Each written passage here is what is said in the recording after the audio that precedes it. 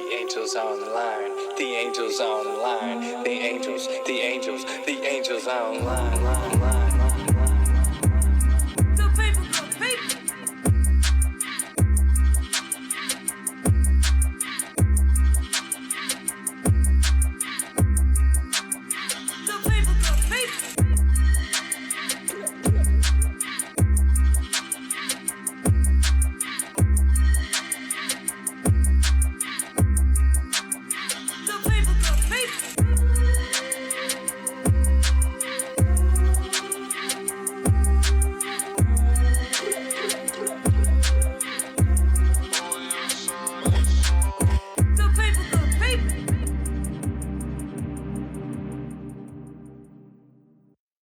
Ladies and gentlemen, thank you for tuning in to the Angels Online. Good people. You got to give the people what they want.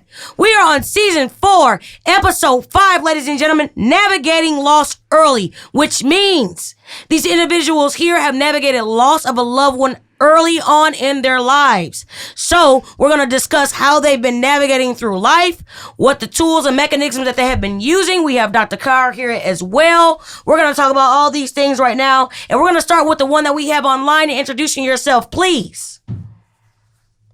So, my name is Corey Wynn. Go ahead, Go ahead. Corey Wynn. I'm from St. Louis, Missouri. 37 years old. All right.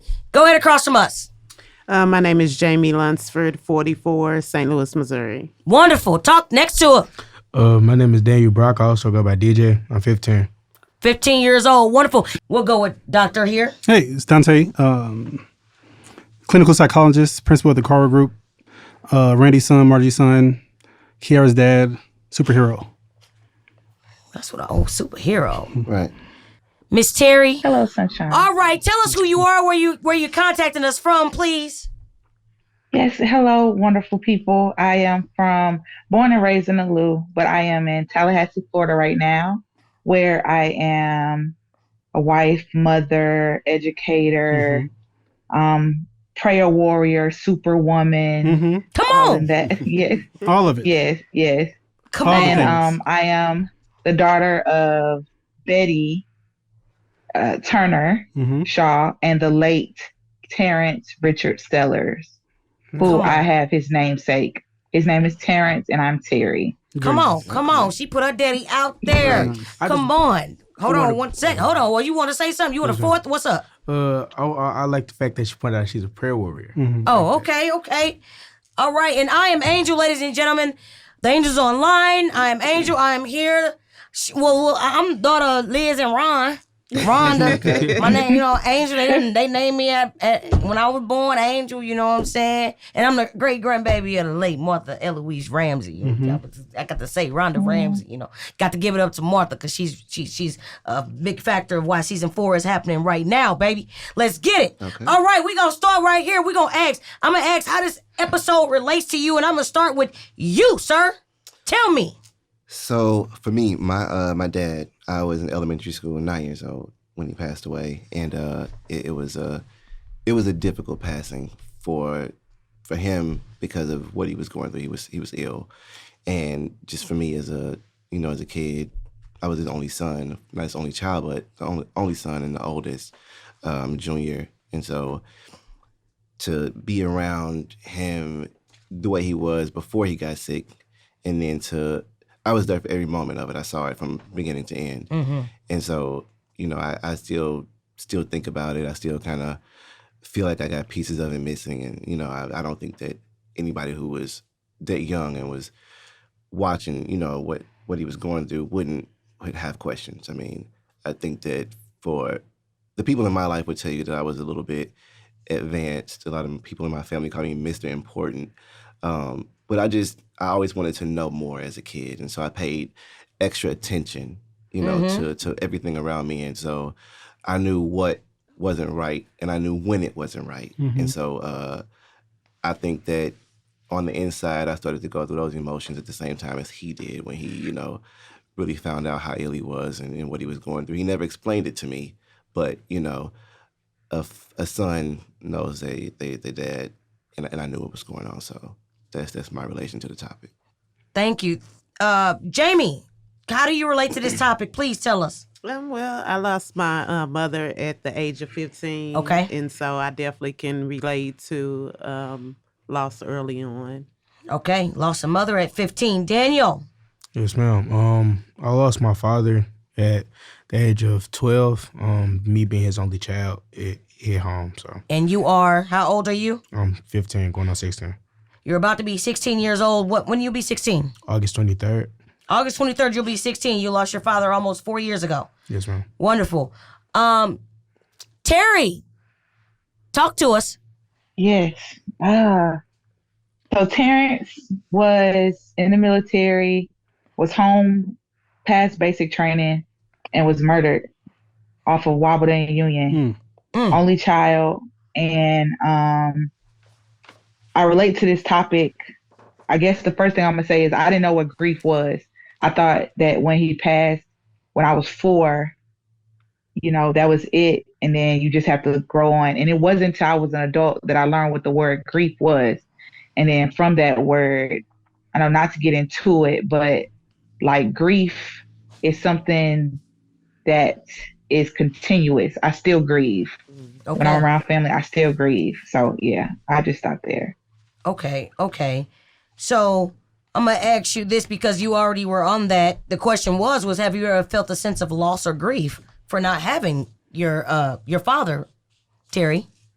And of course, Yeah. Go ahead. Like a father, like we talk about daddy's girls, like it was a loss. Mm-hmm. And I didn't know how to navigate that. And I was grateful for God, because there's a scripture that says he's a mother to the motherless and a father to the fatherless. Well, And his word doesn't return void. So it's not there to just be there. When I needed down payments, when I needed a miracle, he just comes through. So for a long time, it was just a loss. Like I played sports, always wanted a dad at the game. When they have daddy-daughter dances, you're like, man, like who I'ma ask? Or when you got to fill out paperwork and you're like, well, my mom remarried several times, like I don't really have anybody. And there was no one who filled that void. So that's what I mean by loss. Like Right. whoever, when they took something just precious, Right. That's necessary for a lot of things that's going on. Right. Especially at 4, because you mentioned daddy-daughter, they got donuts with dad and Yeah.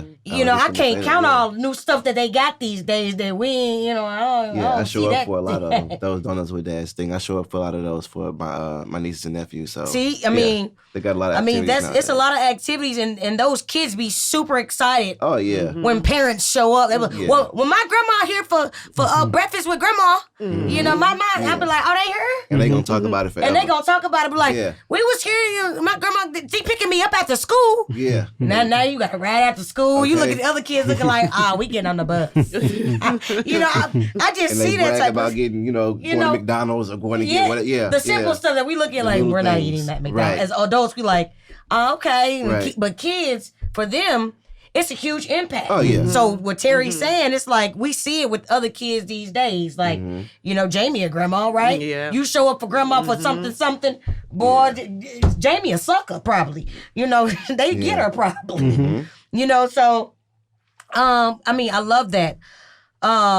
Same thing. Have you ever felt a sense of loss or grief? Oh, absolutely. I think that for me, the way I felt like the role model wasn't there anymore. And so the way that I dealt with the loss and the way I showed the grief, because I didn't know how to be, I wasn't sad. It was weird.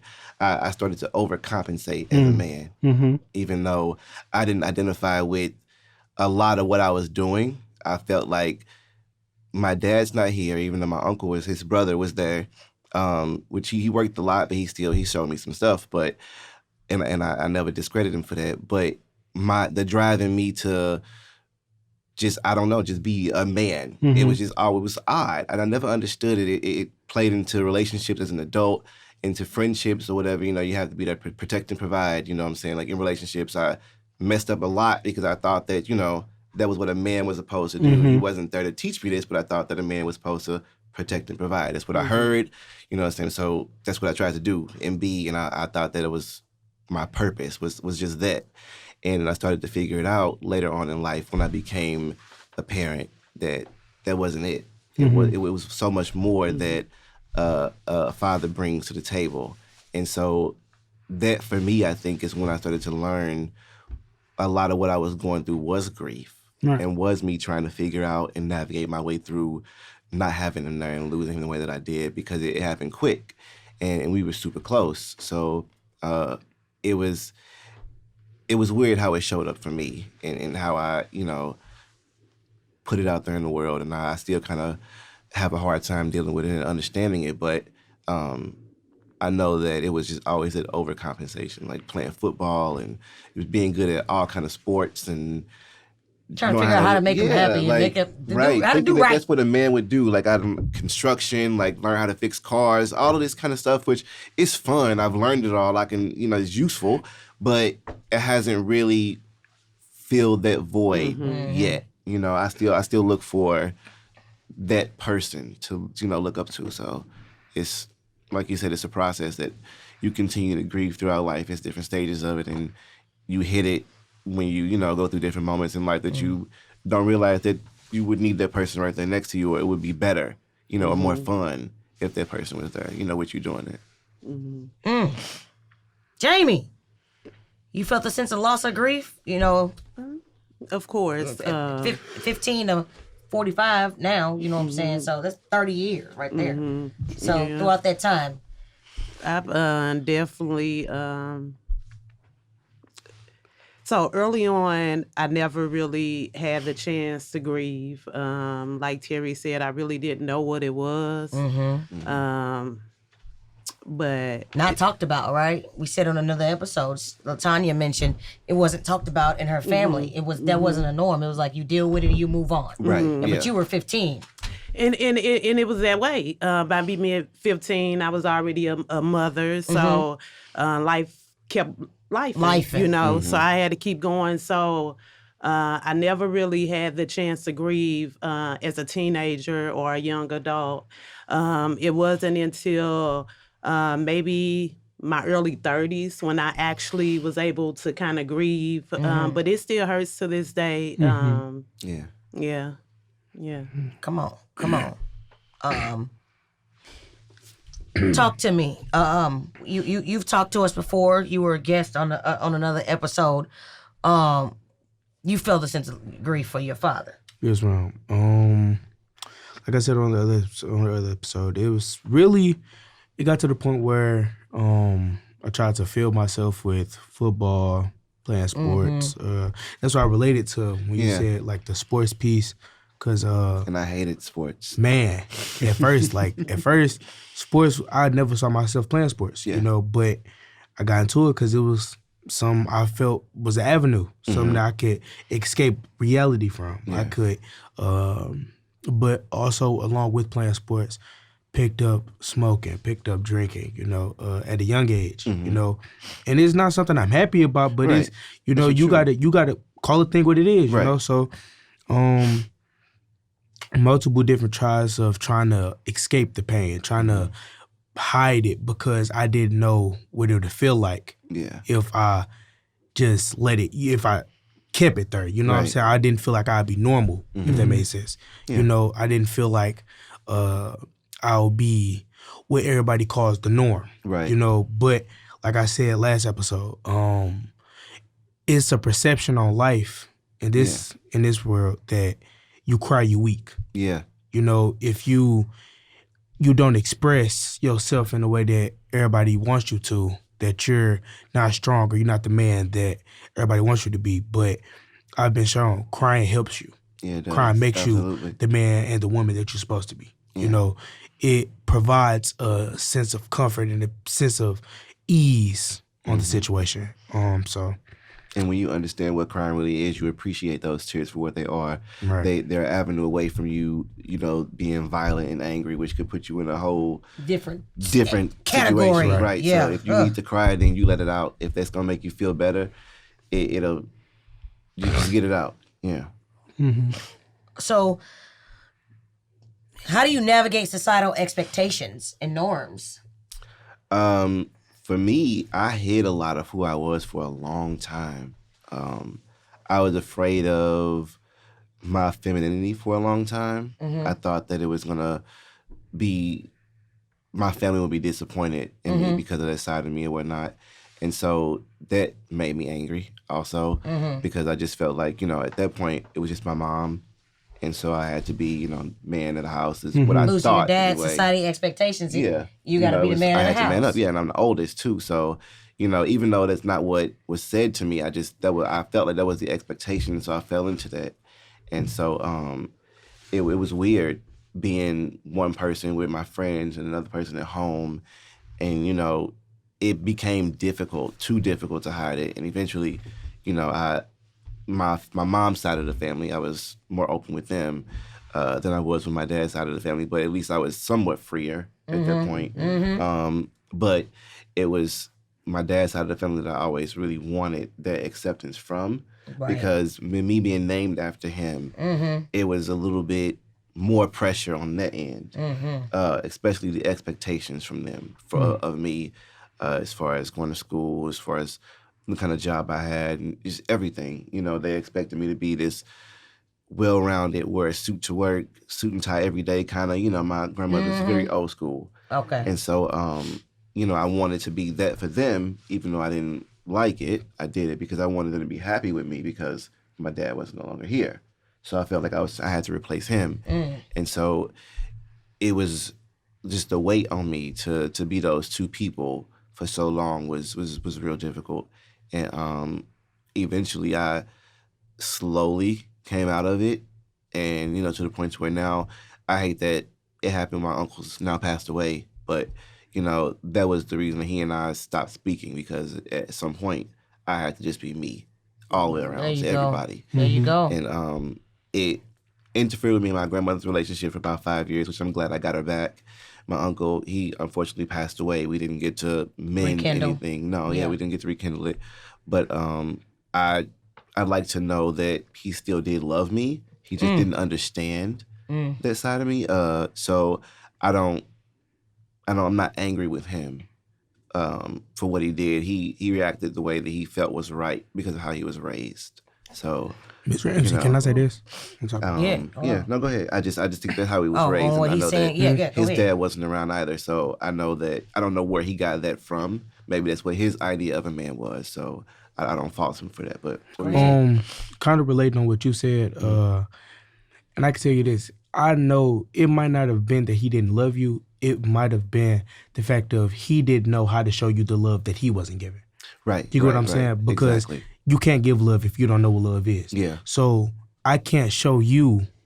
But I don't know. That's what I'm saying. You get what I'm saying? So, and I understand the whole old school thing, but acceptance is acceptance in all of its totality. You get what I'm saying? Absolutely. I have to accept you for who you are. No matter if I know you for this perception or if I know you for what you is. Now, I understand that it might not have been what they wanted you to be. Yeah. You get what I'm saying? Because, like, I know people in my family that didn't go into the fields that their parents wanted them to go into. Right. And it angered them, but it was also a feeling of love as well, like love and gentleness. Because, yes, you didn't go to the field I wanted you to go into, but it's not my life. Right. I don't have to walk that life. Yeah.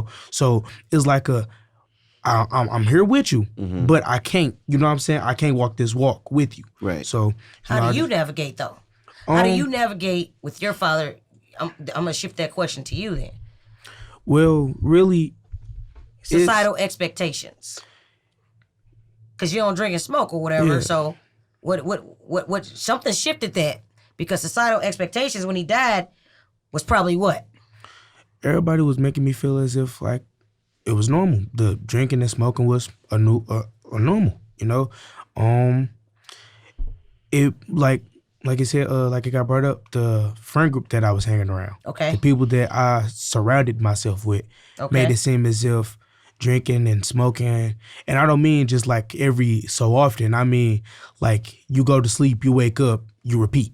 You know what I'm saying? Okay. So this is how, at the time, this is how you were navigating, because this is how do you navigate. So y'all different ages. So it affects you like right now. Yes, ma'am. So this is how you were navigating at the time. Yes, ma'am. At the age of 12. Yes, ma'am. Okay, go ahead. And I'm telling you, like every few hours, going to get a new bottle. I'm trying to was destroying their inside so bad to the point where I got to talk to him. I got to talk to a few of them recently. Some of them incarcerated, the other ones in jail or dead, you know. But the ones I talked to, it was like, man, I was drinking so much, it tasted like water. Like, what? They can take a bottle and down it within 45 minutes. And this was your family and your friends? Yes. Like that knew your dad. Okay. And it's so sad because it's like, you got to be on a different level of messed up to, you know, but that's also. So how do you navigate now? That's Go ahead. God's grace and mercy. That's really all it could be. Ain't nothing wrong with it. Because I saw the rapid downhole that I was going through. You get what I'm saying? The spiraling and uncontrolling downhole that I was going through, that I was putting myself through. You know, but God's hand, love, protection, and mercy was on my life. So he spared my life. But, you know, now I play football. You know, I play sports to cope and navigate. But like you said last episode, the stage of grief still there. You know, it still hit you, still treats you like you're a random, you know what I'm saying? Like I wouldn't ain't say no name on it. That's what I'm saying, you know. Everybody, look here. Yeah, everybody. You ain't by yourself. Right. You know, and we all need a Dr. Cara or Dr. John and Johnson and May and Sarah and, you know, Terry and C, and we all need that experience and everything and all of that come with it. I want to ask Terry, how do you navigate societal expectations and norms? Because you say you're a mother. How do you? Yeah, so being a mother, I acknowledge and lean into it. So a lot of times, like, people hide, like, no, my father was murdered when I was younger. So, like, when it was time for me to be given away, you know, I asked my father's brother the second time. First time I got married, my mother walked me down, and my siblings, you know, they stepped in. My little brothers are like they're not my dad, but they're like a strong sense of reason. Like, God knows what he's doing. And so part of me, I learned to accept loss so early.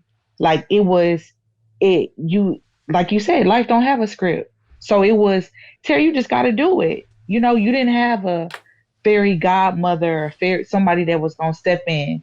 You just had to make it happen. So I never really looked at society. I was like, okay, I don't have a father. But I was blessed to have great stepfathers at some point. Though they were narcissists, like, it was like crazy, but that was my life. And I leaned into that. I didn't shy away or run from it. Like, woe is me. It was like, Terry, you got to put your helmet on. You got to fight back. And you just got to do what you got to do. When it was time to go to college, when it was time to get a new job, when it was time to do anything, God, come with me, you know, and you just got to do it. It was never a second thought like, man, how I'm gonna do this. You just live with it.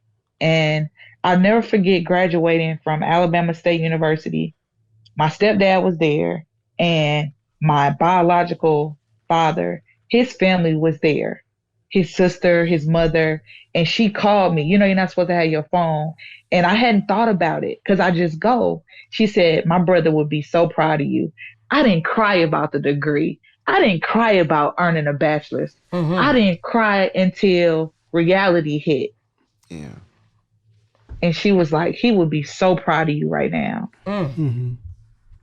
Yep. And it's like, I hadn't shed a tear. Like it's happy tears because you know, and to have, as close as I am with my sister, I know if she sent somebody a message, you know what she gonna tell you. You know what I'm saying? And so his sister, you know what I'm saying? So that's a huge thing. Yeah. That's huge right there. Dr. Carr, you got something to add? Or you just listening at the moment? I'm just listening. Cause y'all talking to me, cause y'all navigating. I mean, all of those coping mechanisms are okay. I mean, you didn't ask me why it was relevant to me, but I'll tell it anyway. In 2019, I lost my mom. Getting lost early. Yeah. But you know what? Well, I was in my 20s. It was still early to me. Okay. Still very young. Well, you know what? Let's be clear tell on me, that. Tell me. Oh. I'm 29. No, I'm 29 too. I'm 30. Yeah, Go ahead. Talk Well, to no, me. I mean, it's hard to navigate post, traumatic situations like Come that. on. Which what they don't talk about, whether it's all of a sudden, like my mom, I woke up, went to work one day, talked to her that morning, and then they called me and told me she had a heart attack. I didn't believe it. I just went back to work. I'm like, this chick ain't had no heart attack, because she was dramatic.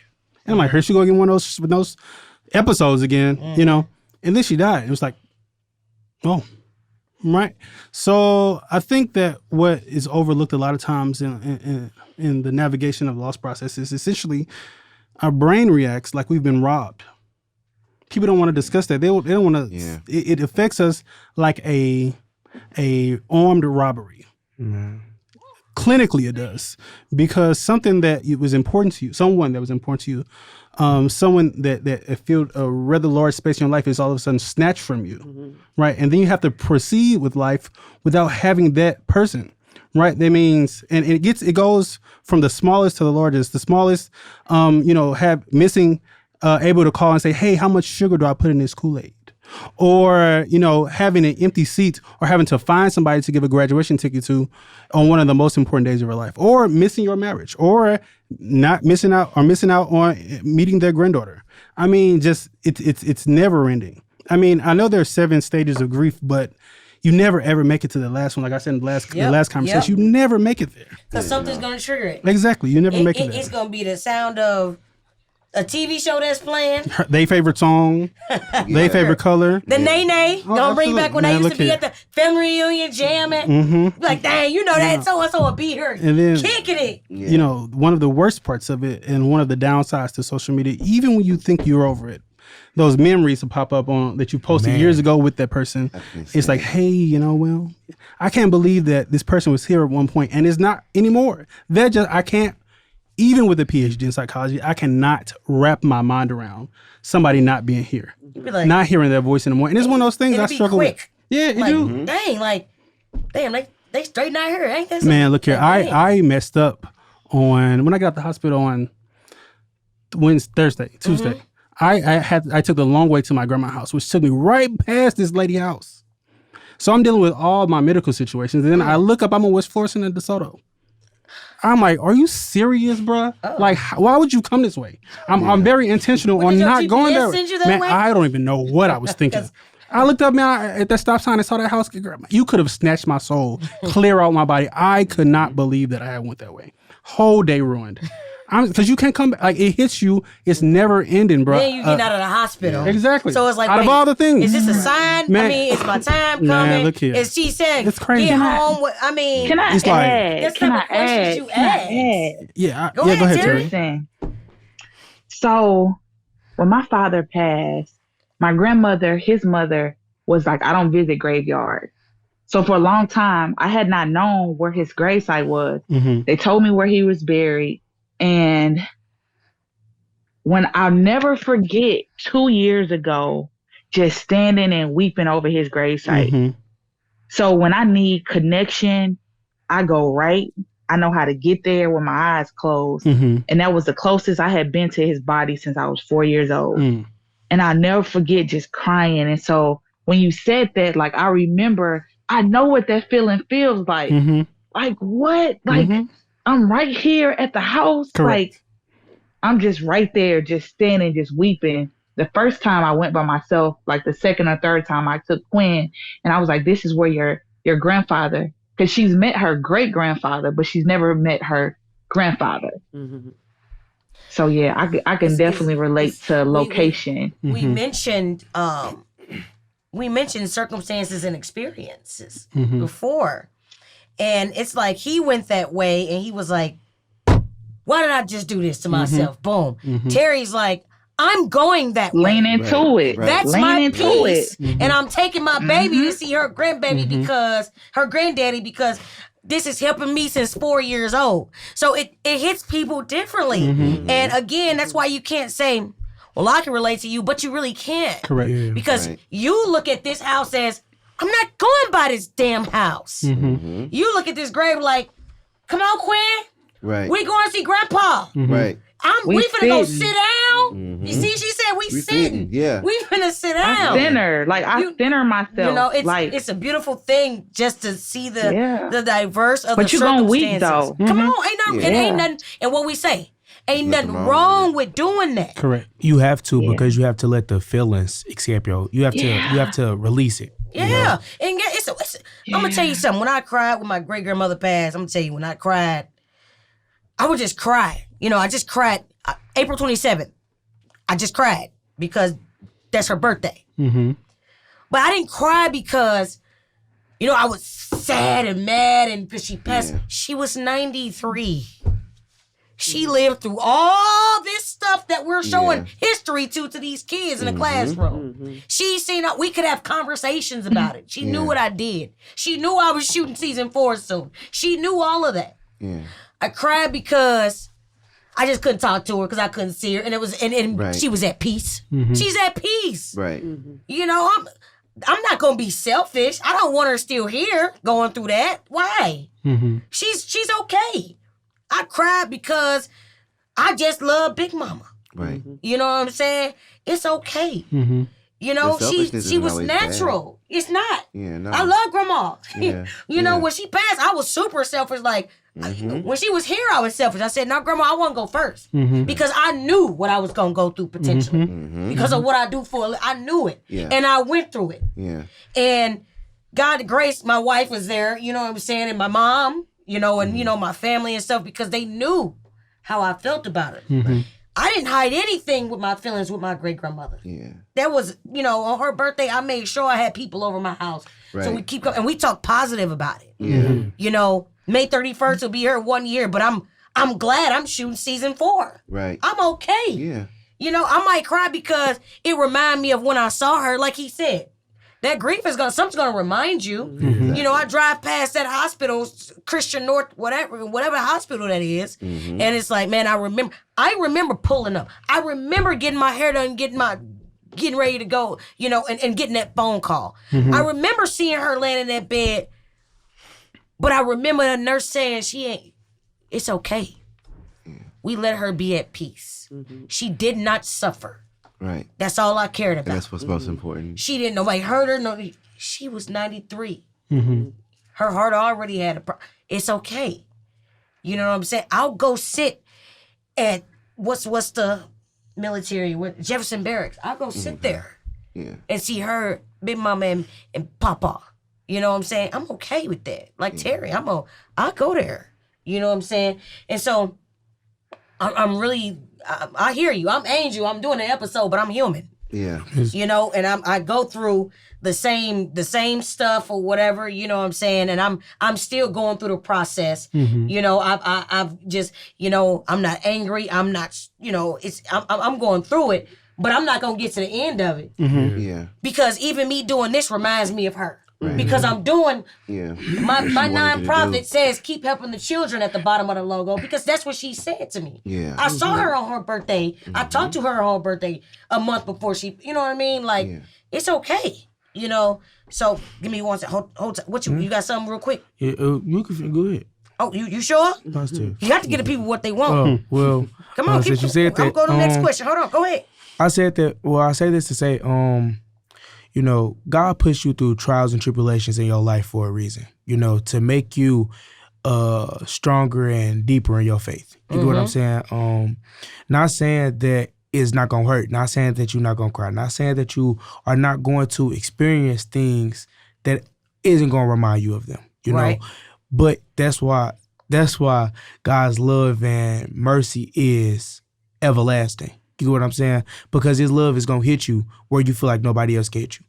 It's going to hit you in ways and avenues that no man or female can hit, you know, because he knew and he has already expected and premeditated what he has done in your life, you know. So like that's one thing. Like I said last episode, you know, what can I do to make my dad proud? You get what I'm saying? That's the only thing. I know the crying, I know all of that. That's a way to escape, but I had to come to peace with myself. You know, what can I do to make him happy? You put all that stuff down, man, that he was potentially a part of, and all of that, and you change the narrative. Right. You got the same name, right? Of course. You change the narrative. Now they don't know Daniel Brock as doing this and this and this and this. They know Daniel Brock as playing sports. I've been on an episode. I'm seeking my truth. Right. I'm going to church. I'm doing this. I'm being positive. I'm helping my grandmother out any way I can. Yeah. I'm meeting with professionals. I'm learning how to navigate through life, right? Right. You change the narrative. And you're 15, right? The Angels Online job. You see? The Angels Online job is to help you now so you can be more effective and productive later on as a citizen in the community. Right? So you already took that. You already took that. Because you still got a lot of stuff to go through. Mm-hmm. This is just the beginning.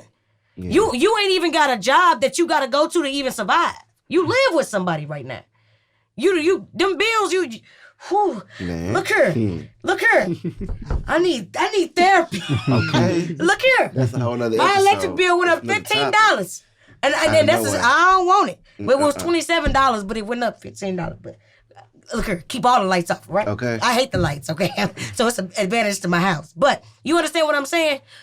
Again, you still navigating. Mm-hmm. And it's a beautiful thing that you're here and you're navigating early on.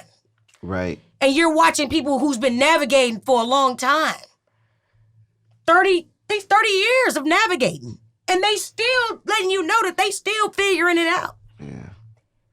30 years with Terry. She got a baby and she's telling you that she's still navigating. Mm-hmm. Walking down that aisle. Needing somebody to walk her. Mm-hmm. Yeah. So it's a good thing that you're here because you're learning how the process is going to go. Mm-hmm. And it's going to be different from you because your circumstances will be different. Right. And your life will change. You won't even be in St. Louis. Can I say something to the young man? Tell him something, Terry. Tell him something, baby. Okay. So the first thing you want to do is you want to read. Knowledge is power. Mm-hmm. What happened immediately after my father was murdered was many years later, his father stepped in. So his father had been absent almost majority of his life, been in Vietnam, and then he had 2 sons, and those 2 sons have now stepped in place of my father. But my grandfather stepped in place of my father. So when I mentioned like fairy godmother, he was my fairy godfather. Mm-hmm. Like it was times when I needed a dress for different events. He stepped in when I needed money for college, when I had to buy my new car. So God will place other people in your life. So seek out those mentors, read books. And then there's I don't know if it's a YouTube channel, but there's a man who, for young men that don't have fathers, he has like a long list of life lessons, whether it's a handshake, like teaching you fundamentals about navigating. Because, and so I'm going to tell you to do those 3 things. It's hard for a mother to raise a girl because a mother teaches a woman a lot of what she's supposed to learn, but a father teaches a young lady chastity and teaches her worth. So as a young man, what you want to navigate is what do you need as a father? And it's you have to sit and just reflect. Mm-hmm. Look at some things, good and bad, that you may have learned negatively. Yeah, you kind of got to reflect. Like not saying, I don't want to be like that, but lean into it. Mm-hmm. You may come from a long list of X, Y, and Z. Come on. Mm-hmm. And by nature, and you might fall into those same habits. And so what you want to do, of course, you have Christ, but the practical thing is find male mentors. Mm-hmm. Find people that can help support it. And they don't have to be physical, again, online. It's someone who's electronically videos, and then just seek out positive peers. Mm-hmm. You know, and anyone else can add, because I've never been a young man. So, the other men on the line can definitely share. Yeah, absolutely. What I would add to that, just from experience, from me being just dealing with what I was dealing with when I was your age, going through what I was going through, don't lose sight of who you are. you know, because like I said, I was playing the role of two different people. I wanted everybody else around me to be happy, and I wasn't concerned about me being happy first. Mm-hmm. So don't lose sight of that. You know, whatever makes you smile and what makes you feel good, you put that first, because no matter what, your dad would want you to be happy. I've yet to meet a man that wanted their son or their kid, any, you know, daughter, whatever, to be miserable. So I think that's one of the first things you should look at, and make sure that you stay true to who you are and put you first whenever you feel like somebody's getting in the way of it or something don't feel right. You know, follow the intuition and make sure that what you're doing feels good to you first. I'm going to say something. This is going to ruffle feathers. Come on, you better talk. It didn't know ruffle nothing. But I speak from a place of intention.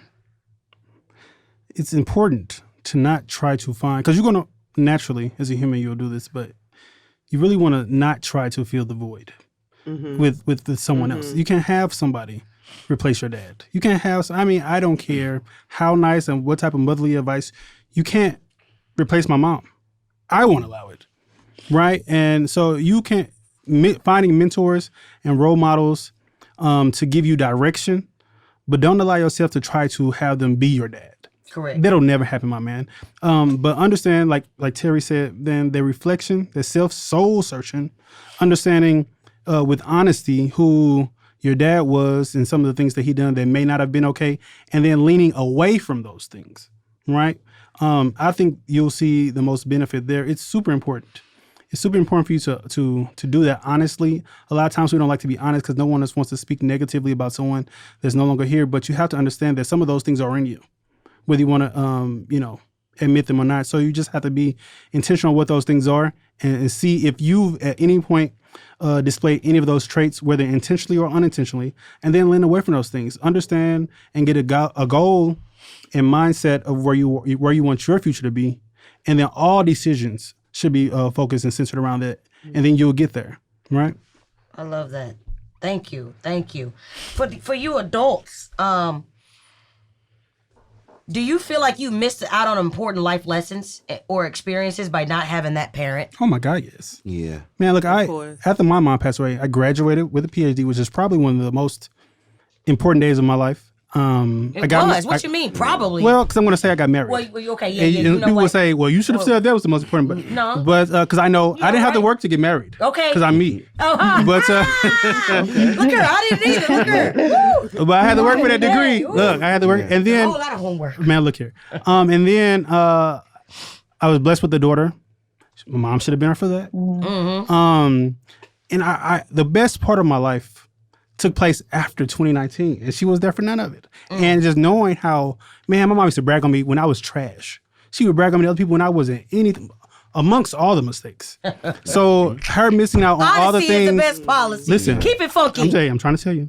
Having her miss those important days where she would have been overwhelmed with pride and just, man, it's too much. So it's difficult in those ways, and I guess that's if I do get emotionally displaced, that's where I get that is knowing that she didn't get to see any of those things that she prayed so hard for. Mm-hmm.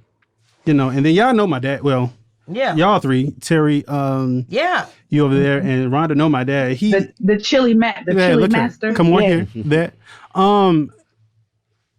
he really tried to to fill that void, man, and I had to tell him no. No, I'm good. I'm good. Listen, sir, look, because you're about to make me mad. I'm good. But because, the natural thing for a parent is when something like that happens, you want to overcompensate. Yeah. And that's the worst thing you can do because it's overwhelming. Because then you, and extra. I guess as a child, it's not natural. It's not. And then, hey, I see it, but I don't want to hurt your feelings because I know you're trying. So I sit there, but then it end up hurting my feelings. Yeah. So being vocal and being honest about those things, once I was past that, I was pretty good. But it is the overwhelming sadness of having her miss all those things. And when you lose a parent, come on, Jamie. So early in life, you definitely like. I know that life lessons. Talk to me. I mean, it's so many. One of the things that I dealt with losing my mother at an early age is just learning. By me being so young, a lot of things that I did not know, and a mother, and so and being a mother on top of that, of course. So it was a lot of things that I had to kind of figure out on my own, you know. And earlier you had a question where you were talking about societal expectations or whatever. And one of the things that I've always been grateful for is my godmother, because she came, in that time in my life where I really needed it, and she taught me a lot. But being young and kind of rebellious and just kind of dealing with the loss of my mother, sometimes, we don't take everything in. So having to, kind of figure things out as you go and things like that. But I've never really, it never really mattered to me, the societal expectations.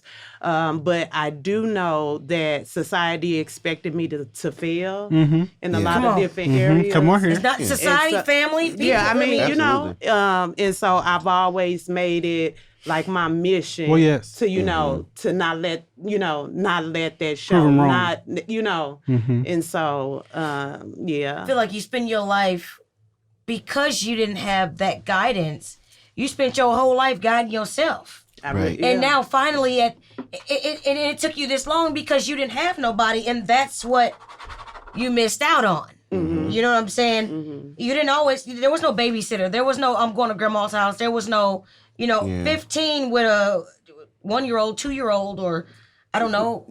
With a 1-year-old. Right. But and when my mother first passed, I had my grandmother, and then she passed 3 years later. And so it was kind of like but I just thank God for seeing me through. Come on here. So, but I'm gonna shout you out. You got to be shouted out, because shout out to Jamie, because she's actually my older cousin, and when I came from college, it was Jamie's house sometimes that I would go to. Yes. It was Jamie's car I would be driving sometimes Come around. on here. It was Jamie, whose daughter went to a good middle school, and whose daughter does my hair on season 2 and 3, if y'all want to look. Whose daughter does my hair. And she has a damn good relationship with her daughter. Yeah. And that's to be pregnant at 13 and to navigate the loss early, which is the name of this episode, and to do that, and with the knowledge, skills, and abilities that I have now, you have no choice but to acknowledge that. So that's why you're invited, because you're a big deal. I see you. Okay. So if nobody tells you because they don't know what you probably went through, I know what you went through because I'm trained to know and understand what you went through. And the fact that personal experience, I saw you go through it. The lack of family support, because we go through what the normal family morals and the family do is, I ain't babysitting or whatever, she be all right. What we talk about, and never, and this goes to the next question, because did you ever go to therapy for that? no. Never went to therapy with a child, a 1-year-old at 15, mother gone. Well, the thing is, when do you go to therapy? Because you didn't have no support. Ain't no right. Ain't no, I mean, you got to work. Your mama gone now. Ain't You got this about, baby. right? And then you got to find a place to stay. You know, Right. Jamie been in a shelter. Jamie been in. Many. Jamie done lived. You can't tell her nothing. And I commend that. If Jamie called me and tell me she needs something, I'm gonna get it. Yeah. Because I'll never forget coming home and I'm going to Jamie's house. Right. You know what I'm saying? Yeah. It was peaceful. Right. So, Jamie, I have a question. You said, I'm sorry, go ahead. So, and I only say this because actually me and my dad was having this conversation the other day. I was talking about little personal moment here. I was talking about how my spouse gets on my nerves and how it's like, I don't know if this is working. And then my dad was like, well, what are you basing that off of? He's like, you've never seen a successful marriage before. I'm like, well, let me be quiet. Let me be quiet then. So, having lost your mom at a young age and not having really her to show you how to be a mom, and not having her not be there for you to ask and give advice. How? Because eventually you had to figure it out to be the type of person you were to Angel. You had to have figured out, hey, the nurturing spirit, the nurturing disposition. How And when did you figure that out? So it came natural. Okay. You know, it just comes kind of naturally. Trial and error. Mm-hmm. You know, a lot of trial and error. Just I don't know, it's in my blood. I'm you know, it just come natural. Mm-hmm. And you know, when you are faced with you know, adversity, and I'll be honest with you, I've always had a mentality like I gotta keep going. Mm-hmm. Like, you know, so things that I didn't figure out at that moment is like I'll figure it out as I go. Mm-hmm. You know, I can't stop to do this because I have to do that, Mm-hmm. you know. Mm-hmm. So she's I think lived. another thing- That's dope. It's amazing. Just you've lived life just learning. Yeah. Like you didn't. Nobody guided you. Know nothing. I mean, I've had a few people, a couple of family members, you know, here and there that kind of, you know, helped me along the way with like advice and, you know, but everything doesn't work for everybody. So I had to figure it out, Yeah, you know. absolutely. Come on. And I think another thing is, well, for me, and I think that you probably can relate to this, is you were able to be nurturing because you probably saw the other side of it. And you knew what nurturing wasn't. Come on. You knew what you didn't want. Like you knew what didn't feel. You know good. what? How you was And treated. so You don't want knew- people to be right. treated so like you that. knew Right. like that's not nurturing. Right. So I'm gonna do Right. what A lot of the things I opposite do. of that is. Right. And that's probably gonna feel right, and it felt right, and you know, and then what turned you into, you know, that more nurturing person. Because I know what I see in people that I don't like, and I know that made me be, you know, a different kind of person. Because I don't like people that are rude. Like bad manners is one of those things that'll just drive me crazy. So I know that I am very well mannered. I'm gonna hold the door. I'm gonna, you know, if you prefer yes sir, then I'll yes sir. You know, I'm make sure that I'm extremely polite. Because that's one of the things that I don't want to ever be is rude. And so for you to be so, like you said, not have a mom around to teach you that comforting or that motherly nature, you knew what you wanted. You I know, think you she knew had. what I you think she didn't had to want. learn empathy along the way. Yeah. Right. Because the way she was treated, or the things that she lacked, or whatever, she know what it felt like to not have. Right. She know what it felt like to be treated like that, Right. and so she didn't want to treat nobody like that. Because look, I ain't care. I'm driving. And just to be clear, so I lost my mother at a very early age, but she definitely taught me a lot when it comes to being nurturing. My mother was very nurturing, open.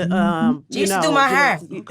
And my auntie, she used to do my hair when I was in elementary school. You see my pictures, you find But it, yeah, you know. she definitely She gave me my taught first me a lot. $5. So how old was she when you passed? 15. 15? Oh, Okay. I was So you're 15, yeah. Okay.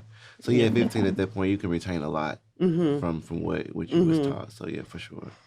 Good job. And so Go ahead, I Terry. want to Come on. add Come on, Terry. that one thing I learned, like someone mentioned earlier, that they can't give what they didn't have. As I was studying, but as a student of history, I learned how freaking poor our family was.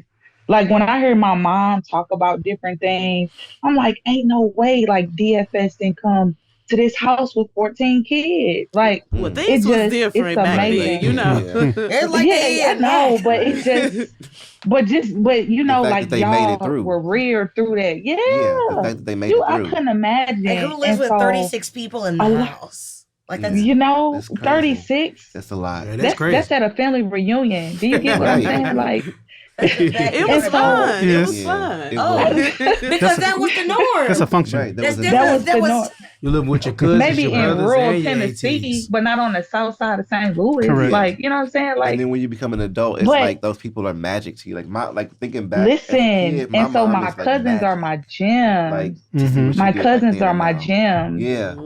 Yeah. And I see that. I do see that in your family. And I don't want to put Charles' business out there, but that explains a lot.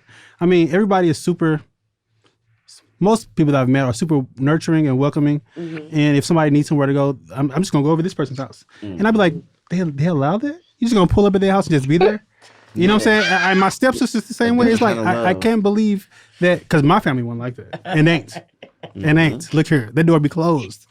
My partner's like, he was surprised that the people around me are that way. Like, he was like, your family and friends, like y'all do that for each other. That's Man, love you gotta give like that my and love mother like and my that. grandmother, like they took anybody in. Like, if you had to make a pallet in the kitchen, Okay. in the bathroom, if you have, sleep in the tub. There's like, one thing I can say about her mom. Like, I remember laying across her lap, then rock, while her mama was smoking a cigarette and they was playing cards. Okay. I was with my auntie Yvonne. Okay. Like, and I can say, That's like like Dante Luke. said, like you said, your friends and family, I can call Sean and say, I'm coming over there. I'm sleeping over there. I'm sick of this. I'm coming over there. Unlock the door. I don't have to say unlock the door. He gonna got a say, key. I had the door open, fool. Like, but he gonna cuss me out though. Why he ain't gonna say fool. He gonna say probably call me a B word or something Choice like that. words, You know yeah, what I'm saying? yeah. He gonna say something else crazy. Wake You know what I'm up, saying? sleep. But I can call somebody say, Angel, I need to come over there. I'm like, well, all right, come on. Yeah. We got a guest bedroom. We got an air mattress. Come on. You know what I'm saying? Like, you just don't treat people. Because it be hard. It's hard out there. When like, you see the circumstances yeah, of people. and sometimes I don't need you to tell me what's going on. Just go ahead and go to sleep. Yeah. Because of the type of people I Yeah. surround myself around. I know Yeah, it's a basic that you need. dealing if you're doing gang violence and this and that, you know you're not gonna ask me to come over my house. Right, Because I'm right. not gonna allow that to my Right, house. right. You can't disrupt my space, my peace. Right. But What if if you you called and trying? was like, listen, look, man, the couch, look, it's open. Go ahead, lay down, man. Yeah. Right. Ain't nothing in here. for Yeah, you. and what's the plan? You know, Yeah, Like, that's the exactly. part. That's the part. What's next? What's next? So what's the plan? So Yeah. what you got going on? Okay, so Yeah. this. So And what then time how we can need I to get help? up? What exactly? Right, what do you What need time from we me? need to get up in the morning? What time? What do we need to do? Right. Okay, let's make Yeah, it do you happen. need the bus pass? Right, you know what I'm saying? And- But you're not yeah. gonna be on the corner of 270 and on 170 Yeah, no. and on Brentwood Boulevard or Jefferson and 40. You know what I mean? So that's just a matter of just giving peace or whatever. But Miss, go ahead, say something, sir. Because I know for people that don't ask and don't want to seem like they're putting a burden. Oh, man, if that's you a lot will, of us. You know, It how was do me you get to the before. point where I can come to you and ask? Like he said, his family does open. And trust me, I got family members that's like that. At a certain time, don't come hit that door. But you know. But you said how do you as an individual get to the point where you can No, ask? not me, cause I just, No, I'm just saying in general, not Yeah. you, but you're saying how does a person get to the point where they can have the confidence enough to ask? Yes. How could you? Because a lot of people are scared of rejection. If that makes sense. Yeah. You know, That's- you that's Can exactly I say correct. something? Go ahead, Terry. Help him Let out. me just. So when my father was murdered and taken so young, I would spend summers out of town because my mom moved away for a better life for us in Illinois. So when we moved out of town, my family would come and get me. And so sometimes it was a matter of you have to navigate yourself. And so what happened was one year I was in the 7th grade. They called me out of class. And I was like, who was calling me out of class? My grandmother came to the school looking for me because my mom had been back and forth from state to state. She didn't have a working number. It was hard. And basically, my granny came to the school. She found out I went to Fanning Middle, and she talked to that principal, and she just poured her heart out. I remembered that. And when I went and I grew up, I leaned into that. That's where I know the door is open. Right. So when it was hard, when it was tough, when it was difficult, you lean into those relatives and you learn things. And just recently, I remember getting to a place where, like, why don't we talk about my dad? And I learned the story of what happened. My uncle set someone else up and he got murdered. So back to like, it was something else we were talking about. And I have to say it. Basically, I learned that nothing is my own. So I was never them type of people. I was never one of them type of people that I was like, oh, like I would have loved to have had my dad there, but I learned early that when God called him home, that was it. That's the end of the script. Amen. So what I learned was people aren't our own.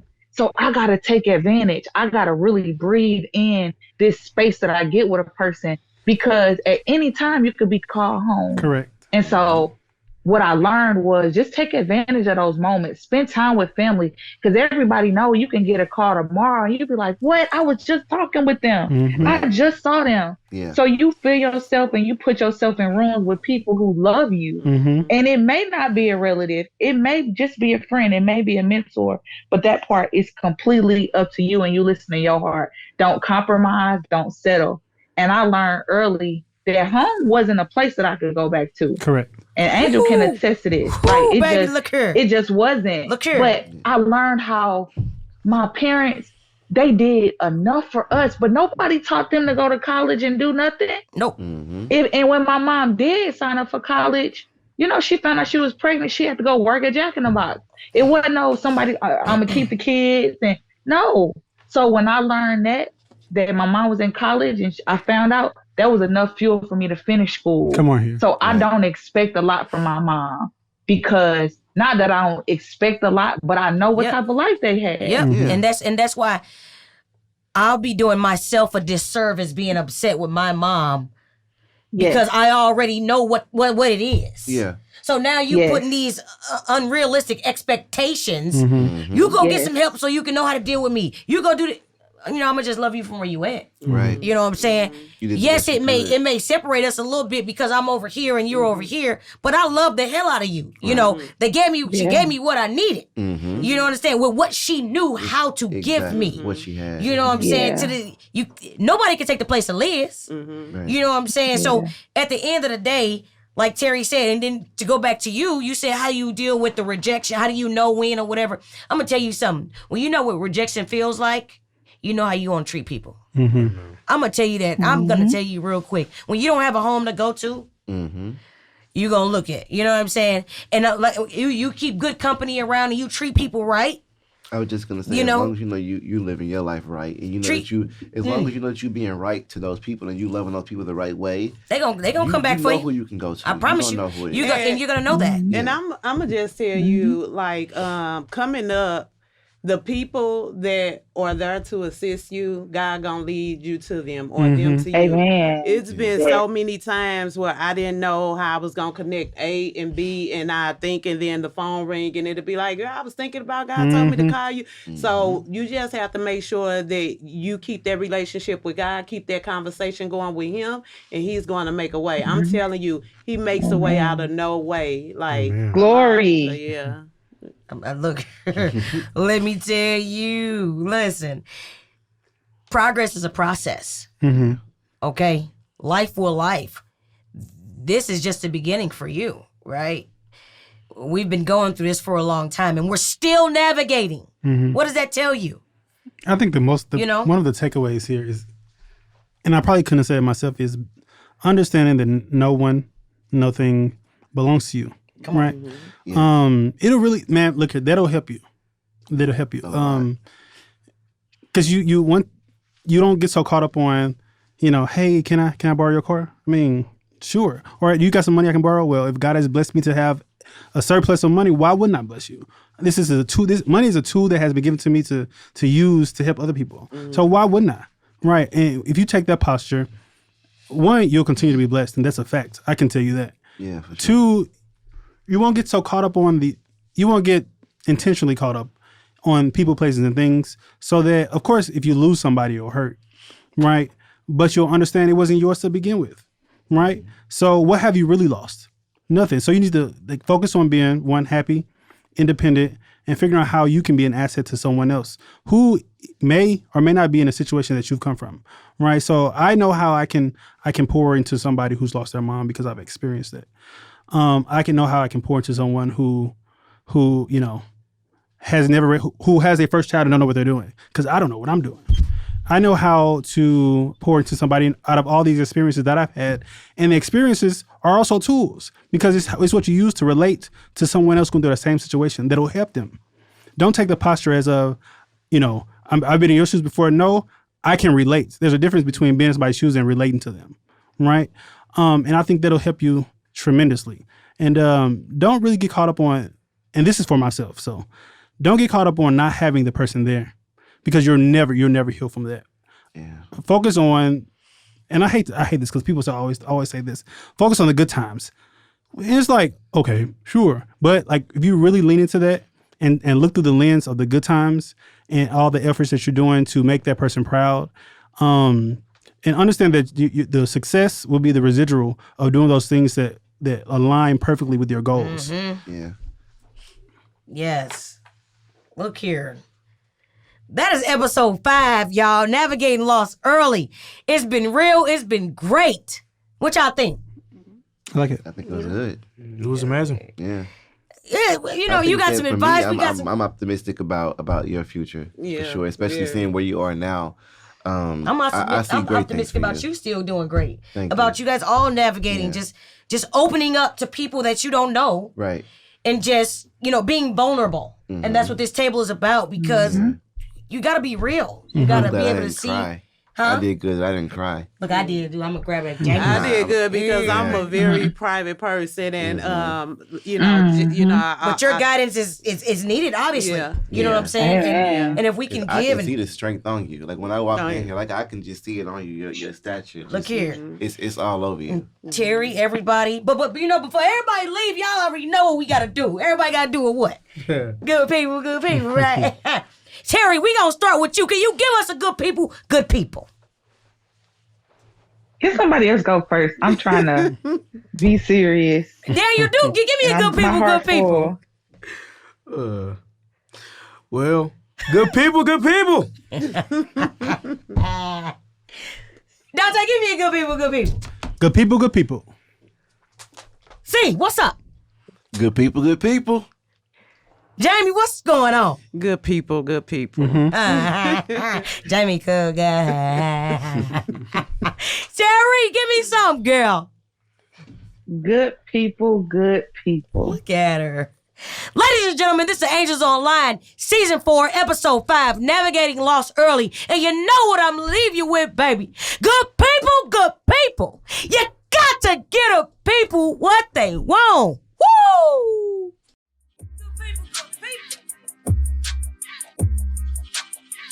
Go people. Go people.